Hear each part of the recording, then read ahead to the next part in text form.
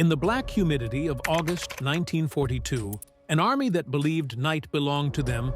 In this program, we will analyze how Germany went from being on the verge of victory Waded toward an airstrip they thought would fall in hours. Instead, the island itself seemed to switch allegiance. Mosquitoes came in sheets, rivers hid disease, and every thicket concealed a firing lane. What Japanese officers expected to be a quick purge became the first crack in an empire's mirror, proof that courage shatters when it collides with systems. Stay through the end for the moment the jungle stops being scenery and becomes a weapon, and subscribe for more untold turns from World War II.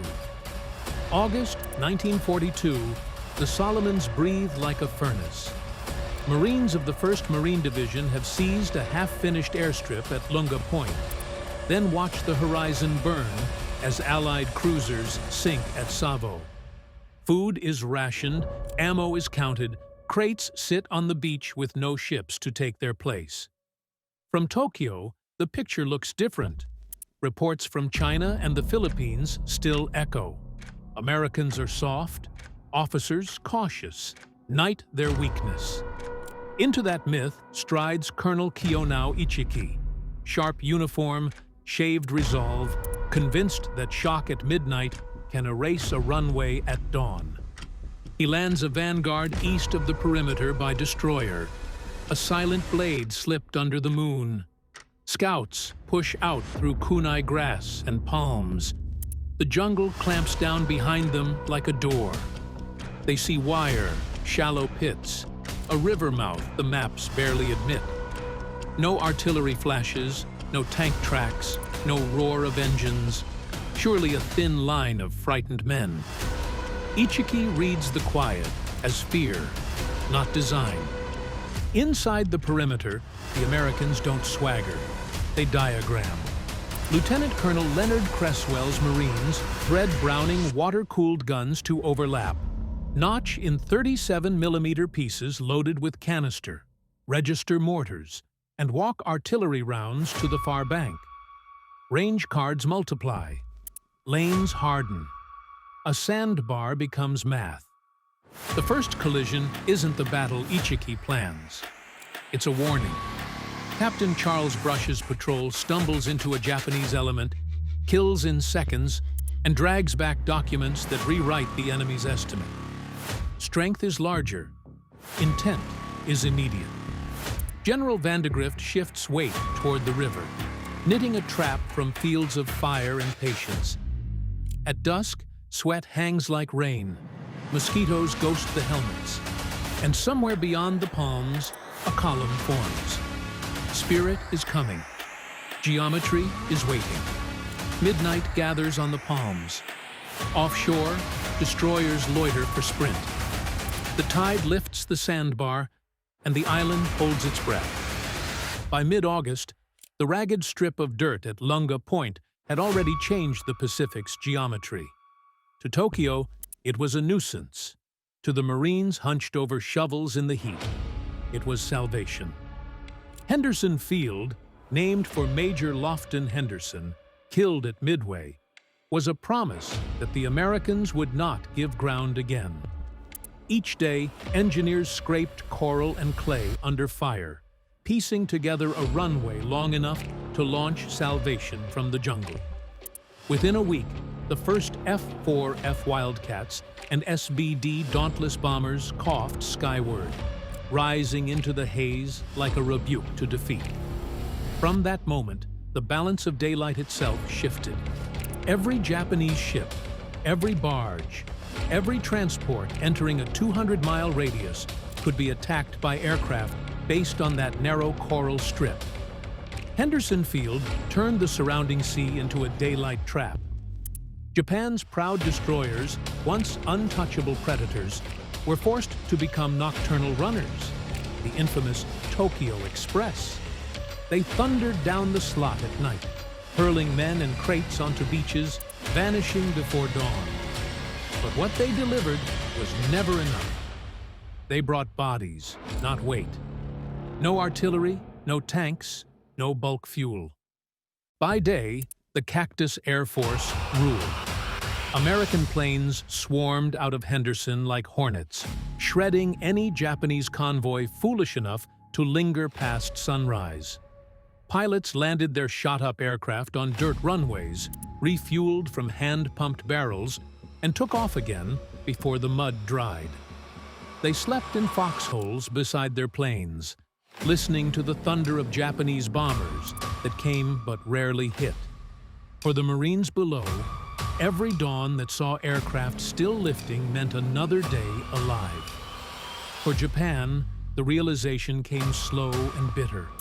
Whoever held that runway held the island, and whoever held the island held the surrounding sea. The Empire could own the night, but the Americans now owned time itself. As the jungle steamed and the flies thickened, the war's first offensive had quietly become its first pivot.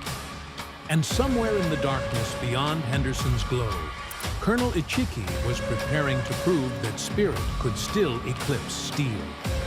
The night of August 20th, 1942, the jungle near the Ilu River, misnamed the Tenaru, was blacker than ink. Colonel Ichiki believed victory would come before dawn. His men fixed bayonets, tightened helmets, and whispered the same phrase that had carried them through China. Spirit conquers steel. At 2 a.m., nearly 900 soldiers surged forward, charging across the sandbar that separated them from Henderson Field. The moon glinted on rifles and swords as battle cries split the humid air. But ahead of them, unseen through the palms, geometry waited. Marine engineers had measured every foot of that river mouth. Heavy Browning M1917, water-cooled machine guns sat in pairs, their barrels trained to intersect over the sandbar. Behind them, 37mm anti-tank guns were loaded not with shells, but with canister rounds, giant shotgun blasts of steel. As the first Japanese wave reached midstream, the jungle erupted. Streams of red tracers scythed through the dark. The Brownings roared without pause, steam hissing from their jackets as crews poured water into boiling sleeves. Men shouted fire corrections through clenched jaws while the ground disappeared beneath splintering coconuts and torn bodies. Wave after wave hit the line, each smaller than the last. Grenades arced, bayonets flashed, and for moments Marines and Japanese soldiers grappled hand-to-hand among shell craters slick with blood. But every charge was met with precision fire. Each attempt dissolved in the relentless rhythm of American coordination. By 4 a.m., the sandbar was a graveyard. Bodies floated in the shallow surf, weapons tangled in roots and vines. At dawn, silence fell, broken only by the slow advance of 5 M3 Stuart tanks rolling across the river. They hunted the wounded through coconut groves, firing canister shells into the trees. What Ichiki had promised would be a triumph became annihilation. Of his 917 men, more than 800 were dead. Ichiki himself lay among them, his sword beside his body. The Americans had lost 40. The myth of Japanese invincibility had met its first crack in the mud of the Tenaru. But Tokyo would not believe it. Yet. In the aftermath of Ichiki's annihilation, Japan refused to see defeat. It saw delay. Reinforcements would erase embarrassment. Fast destroyers became lifelines, turning nights around Guadalcanal into streaks of phosphorescent wakes and engine thunder. American Marines called it the Tokyo Express, but to the Japanese, it was desperation with a timetable. Each sleek ship could carry a few hundred men, but almost no cargo. What arrived on the beaches were hungry soldiers without their war. Rifles, yes, but no heavy guns, no vehicles, no proper rations. An army of shadows stepping ashore under blackout, carrying faith instead of food. From August through early September, the destroyer runs multiplied. 5,000 men, Major General Kawaguchi's brigade, slipped ashore east of Henderson Field, ready to renew Japan's offensive. The system was fast, efficient, even elegant, but fundamentally broken. Every man delivered cost fuel Japan couldn't spare, and every trip left behind the very things that turned men into armies: artillery, ammunition, medicine, rice. Soldiers survived on what they could carry, foraged roots and fruit from the jungle, and prayed each night for the next express run to bring something more than orders. The Americans watched from the airfield by day, counting the smoke trails of fleeing destroyers as sunlight exposed them.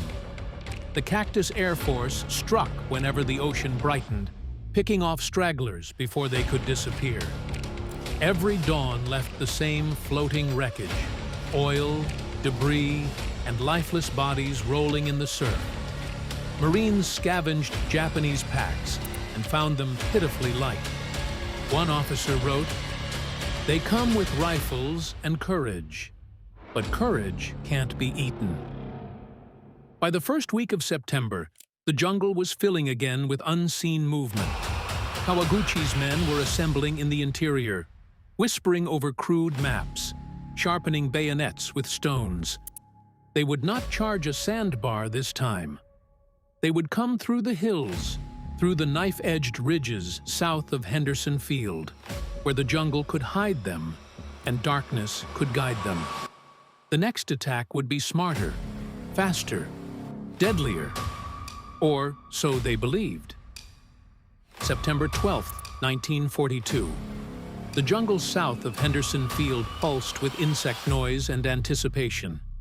Major General Kawaguchi's force, nearly 3,000 men, moved silently through the ravines, their uniforms soaked, rifles slick with sweat. Their objective? The coral ridge that overlooked the airfield. If they seized it, Henderson's runway would fall within hours. It was a bold plan, but the Americans had already read the terrain like scripture. Lieutenant Colonel Merritt, Red Mike Edson, commander of the 1st Raider Battalion, had scouted that ridge days earlier and knew exactly what was coming. Edson's men, 840 raiders and parachutists, dug in along the narrow spine. It was hardly more than 1,000 yards long, flanked by ravines so deep they swallowed sound. Machine guns were placed in interlocking fields, mortars zeroed on every approach, and artillery pre-sighted to within yards of their own lines. There was no fallback plan, just a single, perfect line meant to hold. As dusk bled into night, rain began to fall, soft and deceptive. Then came the sound, whispers turning into shouts, branches snapping, the rising chorus of men charging uphill. The first wave hit like an avalanche. Flares turned the ridge white as daylight. The Marines fired until barrels glowed red, until ammunition ran so low that empty cartridges burned their hands. The Japanese came in waves, some crawling through the grass, others screaming as they leapt into the gunfire. When positions were overrun, the raiders counterattacked with knives, pistols, and fists. Sergeant John Basilone, pinned behind a machine gun, kept his weapon firing alone after both crews were killed, clearing his jams by hand while enemy soldiers closed within yards. By dawn, the ridge looked like a storm had torn through it. Edson walked the line, his face gray, his men hollow-eyed. They had held, but the cost had been savage. That night, the Japanese came again, even stronger, swarming both sides of the ridge in desperate waves. Marines fought until their weapons melted, until hands blistered from heat and recoil. When daylight finally broke on September 14th, Kawaguchi's force was gone. Hundreds dead among the ravines. Their assault broken forever. The Marines called it Bloody Ridge. Japan called it impossible. Both were right. In the aftermath of Bloody Ridge, both sides paused, each drawing vastly different conclusions. The Japanese command believed the defeat was temporary, a failure of timing, terrain, or weather. The Americans saw something far larger taking shape, proof that war was no longer won by bravery, but by systems. Guadalcanal had become a machine, and everything within it, artillery, air power, supply lines, even medical tents, was part of that machine. For the first time, the U.S. military was learning how to fight as a single, seamless organism, where every bullet fired and every shell dropped was part of a synchronized rhythm of survival. From above, Henderson Field hummed like an industrial heartbeat. Planes landed, refueled, and took off again in endless rotation. Marines on the ground knew that at any hour, they could call for fire from the 11th Marines' artillery, for bombs from the Cactus Air Force, or even for naval gunfire from destroyers lurking offshore. Communication lines, radios, and signal flares turned chaos into coordination. The Japanese had courage in abundance, but courage could not replace radio networks, fuel depots, or spare parts. American firepower wasn't just heavier, it was smarter. Forward observers crouched behind ferns, relaying coordinates to artillery batteries that could drop high-explosive shells within 100 yards of friendly lines in minutes. Marine mortarmen calibrated angles by instinct, able to shift fire by degrees as attacks shifted through the jungle. The Browning M1917S, the same heavy guns that had torn Ichiki's regiment apart, kept humming because supply chains kept them fed. Ammunition arrived by the ton, not by handfuls. Water for cooling jackets came in steady streams, carried by men who knew exactly what depended on it. On the Japanese side, supply meant improvisation. Soldiers stripped ammunition from the dead, melted lead for bullets, and carried rice in helmets. Their machine guns, Type 96 and Type 99s, were lighter and mobile, but their barrels overheated quickly, and their bipods sank in the mud. Mortars fired sporadically. Artillery shells were so scarce that gunners rationed them like gold. Even when orders called for heavy fire, the results often amounted to a few scattered blasts before silence returned. By late September, American engineers had built roads through the swamp, extended the runway, and erected fuel tanks made from salvaged oil drums. They had turned a primitive foothold into an operating base that could survive anything short of total destruction. Japanese commanders, still clinging to faith in spirit over structure, continued to plan attacks based on courage rather than capacity. They had no concept of redundancy, no spare generators, no secondary communications, no replacement parts. When something failed, it stayed failed. The contrast was merciless. Marines, backed by air and artillery, could replace a machine gun within hours. Japanese platoons that lost theirs often fought the rest of the battle with bayonets. Every new encounter widened the technological gap and revealed how unprepared Japan truly was for an industrial war. "We had never imagined," one Japanese survivor later wrote, "that an enemy could coordinate air, land, and sea fire so quickly, so perfectly. It was like fighting the sky itself." Spirit could carry a man into a charge, but systems carried an army through a campaign. On Guadalcanal, those systems, supply, communication, maintenance, and organization, were invisible weapons deadlier than bullets. The Japanese were learning that lesson in blood. The Americans were perfecting it with every passing night. And as both sides rebuilt their strength for the next offensive, the truth became unavoidable.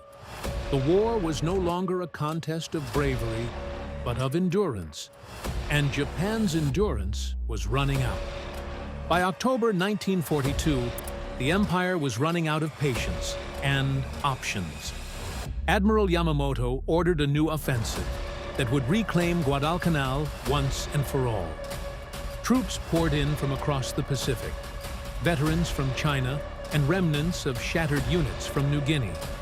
They came believing this would be the decisive blow, the one that erased the shame of Ichiki and Kawaguchi.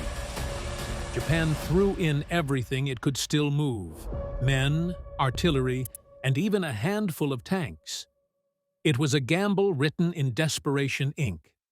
The plan was complex by Japanese standards: coordinated attacks from multiple directions. One force would strike west across the Matanikau River, while Major General Yumio Nasu's 5,600 men would swing south through the jungle to hit Henderson Field from behind.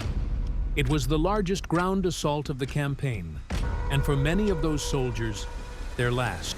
On October 23rd, the offensive began under heavy rain. The Matanikau attack collapsed almost immediately.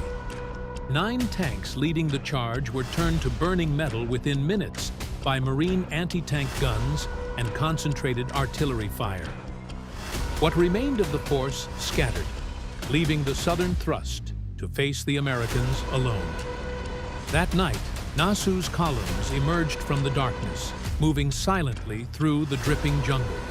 Ahead of them lay a patchwork of Marine and Army positions anchored by Lieutenant Colonel Louis Chesty, Puller's 1st Battalion, 7th Marines, and reinforced by the 164th Infantry Regiment of the U.S. Army.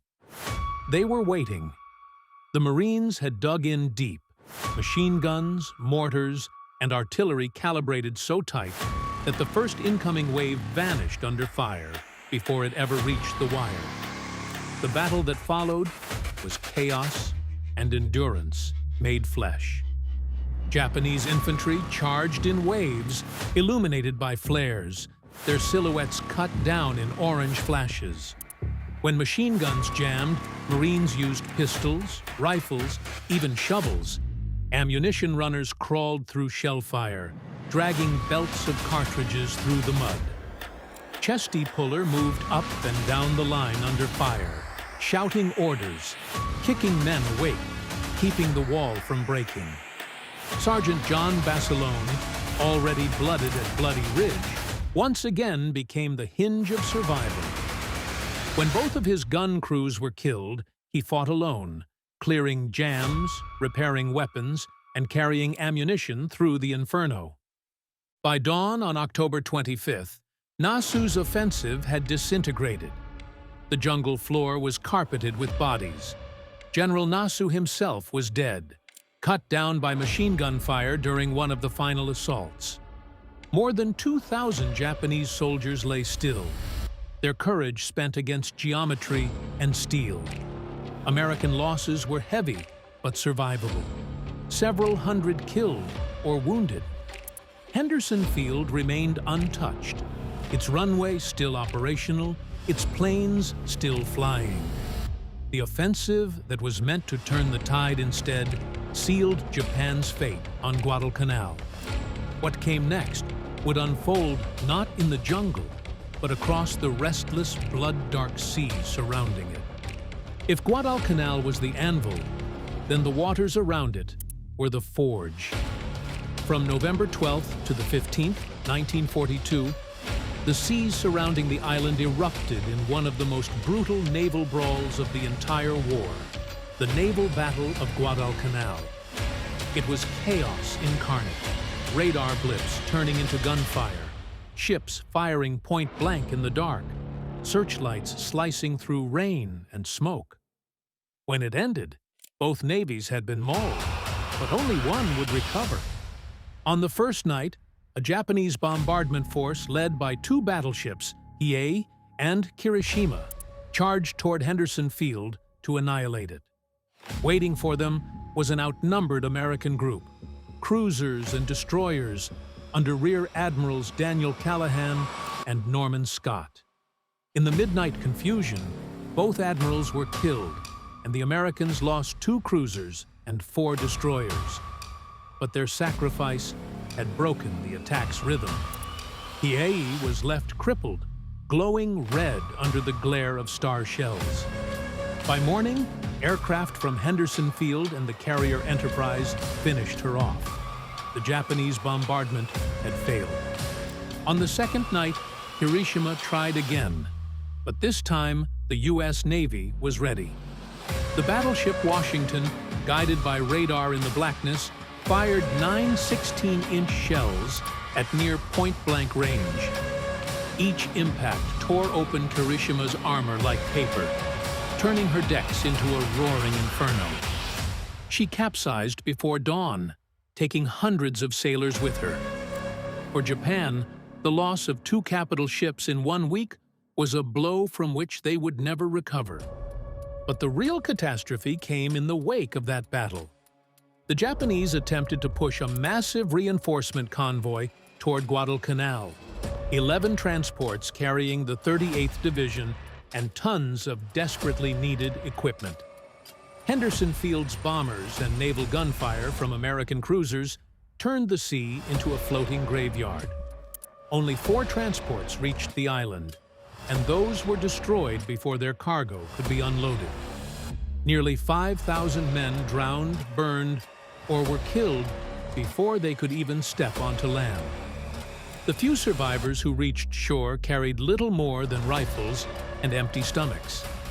They dug into shallow foxholes, waiting for supplies that would never come.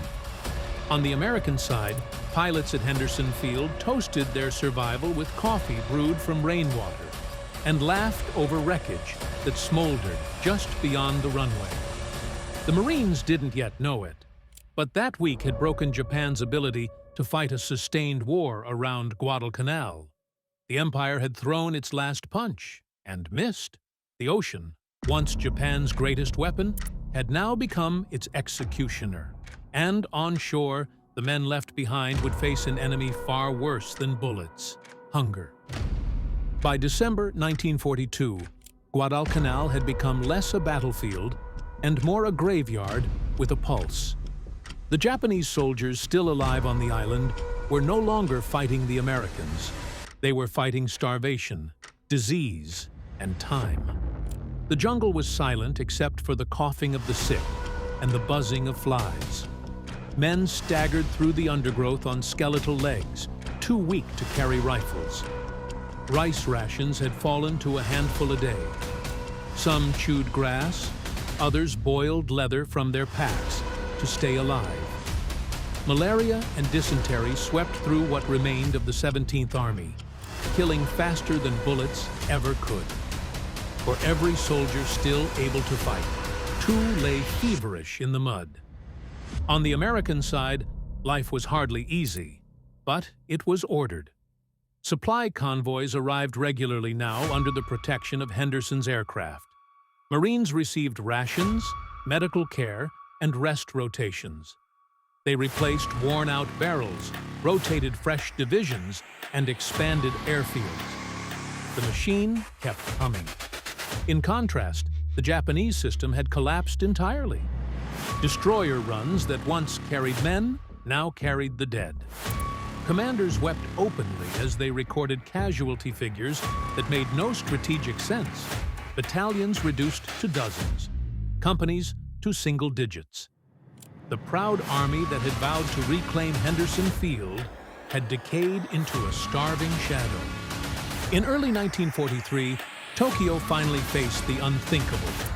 Operation K was ordered: evacuation. Under cover of darkness, Japanese destroyers returned, not to deliver reinforcements, but to rescue survivors.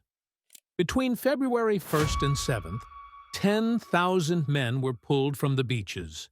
For once, the operation went flawlessly. American forces mistook it for another resupply run and didn't interfere.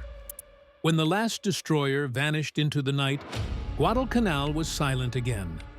Out of 36,000 Japanese soldiers who had served there, only about 11,000 survived, most of them sick, starving, or broken beyond recovery.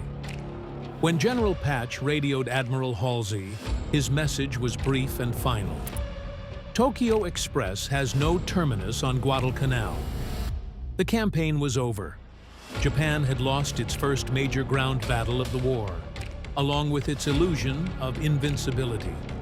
The Empire's finest soldiers had learned that courage could not replace logistics, and that faith could not outfight fuel, food, and coordination. For the Americans, Guadalcanal was proof that they could stand toe-to-toe with Japan and win, not through luck or spirit, but through system. The lessons burned deep. The Japanese survivors would never forget the sound of American artillery, the constant drone of aircraft, the endless flow of supplies. They had witnessed an enemy whose strength never ran dry. And as the war carried on, that truth became prophecy. From Tarawa to Okinawa, Japan would fight bravely, but always backward. Guadalcanal had decided more than a single island. It had decided the future. The myth of the invincible warrior had drowned in the humid air of the Solomon Islands, replaced by the cold machinery of modern war.